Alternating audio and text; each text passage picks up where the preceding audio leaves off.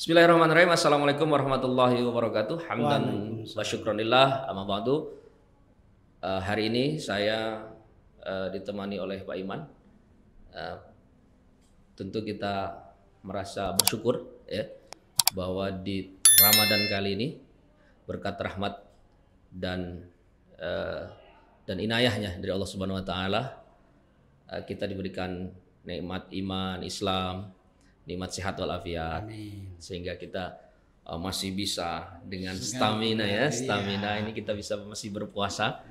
Masih banyak saudara-saudara kita yang tidak bisa berpuasa karena kondisi sakit, tapi Allah berikan kita kesehatan. Salawat dan Alhamdulillah. salam semoga tercurah pada Nabi Muhammad SAW.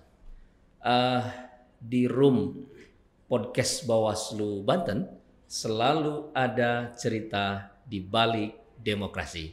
Dan kali ini saya ditemani oleh Pak Iman Ruhmawan, biasa dikenal Ustadz Iman kalau di Pandeglang. Nah, Pak Iman ini adalah komisioner Bawaslu Kabupaten Pandeglang yang belum lama ini melaksanakan pilkada ya di Kabupaten Pandeglang, pemilihan bupati dan wakil bupati. Betul. Dan tema kali ini yang mau kita bahas adalah tentang politisasi uang. Politik uang. Ya, politik uang.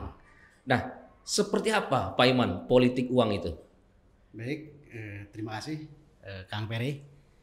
Assalamualaikum warahmatullahi wabarakatuh. Assalamualaikum warahmatullahi wabarakatuh. Politik uang yang sering kita kenal adalah money politik.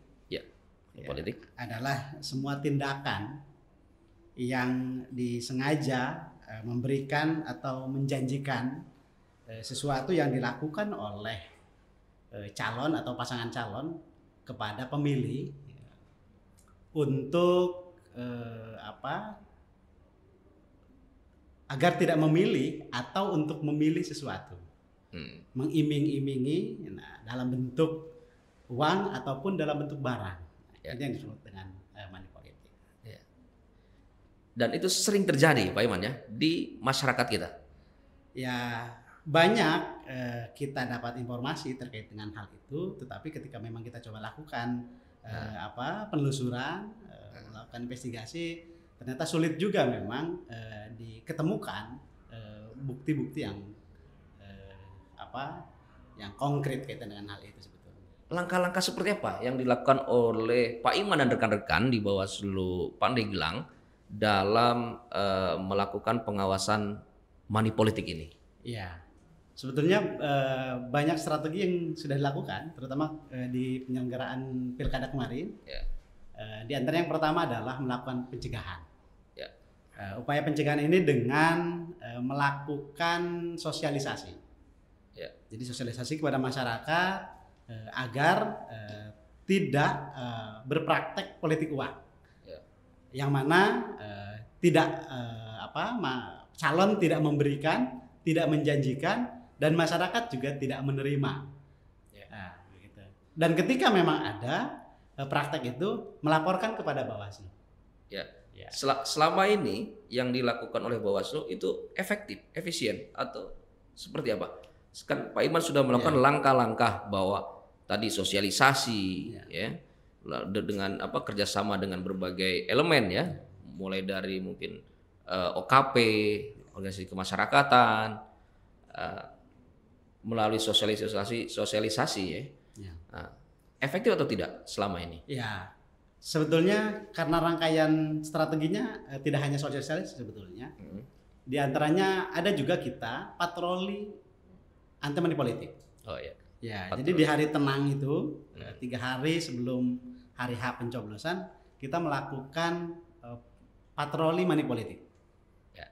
Dari Bawaslu Kabupaten, Panwas Kecamatan, Panwas Desa, dan Panwas TPS kita melakukan patroli itu. Ya, sebenarnya di dalam peraturannya bahwa money politik itu adalah bagian dari masuk ke dalam pidana pemilu ya. Iya. Pidana pemilu. Bahkan yang memberi, yang menerima ya, itu pidana pemilu. Betul. Betul, seperti itu ya Pak Imannya. Betul. Bahkan kita berpedoman pada Undang-Undang 7 Ya. 2017 itu, apabila calon ataupun pasangan calon ketika memang terbukti melakukan politik uang, sanksinya sangat luar biasa. Ya. Itu bisa didiskualifikasi. Ya. Begitu juga penerima. Ya. Penerima itu bisa dipidanakan.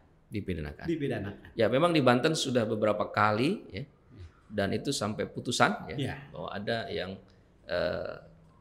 pidana pemilu ya. Pandeglang ada tidak ya?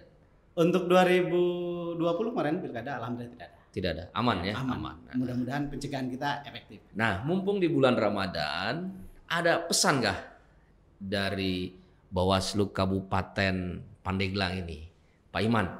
Sebenarnya politik uang itu dilarang tidak oleh agama? Iya, menarik nih. Ketika memang sudah dikaitkan dengan agama, saya teringat sebuah hadis yang berbunyi, waqad la'ana Rasulullah sallallahu alaihi wasallam ar-rasi wal murtasi wa huwa sa'i bainahuma. Jadi pemberi dan penerima dalam arti ar-rasi wal murtasi itu dilaknat oleh Rasulullah sallallahu alaihi wasallam. Jadi dilarang, haram ya. Karena ada udang di balik batu. Pemberiannya bukan pemberian yang ikhlas, yang tulus, tetapi karena ingin dipilih. Memang uang suap itu bisa menjadikan diri kita jauh dari rahmat Allah Subhanahu wa taala. Gitu ya. Dan kasih sayang Allah pun tidak akan pernah ada sama orang, tidak terdapat pada orang-orang yang melakukan suap menyuap. Seperti itu Pak Iman ya. Ya, karena memang dengan politik uang ini akan mengakibatkan bahwa orang-orang yang tidak berpotensi menjadi pemimpin karena memang suap menyuap ini, karena uang ini. Ya. Sehingga nanti bagaimana nanti keadaan negara kita kira-kira gitu. Ya.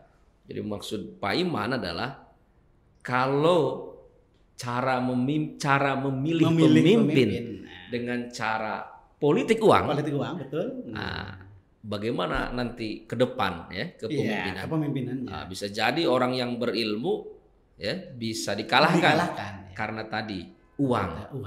Gitu. Ada pesan yang mau disampaikan oleh Pak Iman kepada masyarakat bahwa di dalam pilkada, dalam bermasyarakat, dalam beragama, bahwa kita harus berdasarkan kepada menyandarkan diri kepada apa yang diperintahkan oleh Al-Quran dan hadis. Baik, berbicara penyelenggaraan pemilu ataupun pemilihan dalam konteks ini, kiranya bahwa politik uang ini kita harus berupaya bersama-sama, baik dari calon atau pasangan calon ataupun masyarakat. Ini bagaimana seoptimal mungkin meminimalisir atau bahkan tidak ada politik uang, supaya memang pemilu ini berjalan dengan demokratis, berjalan dengan jujur dan adil.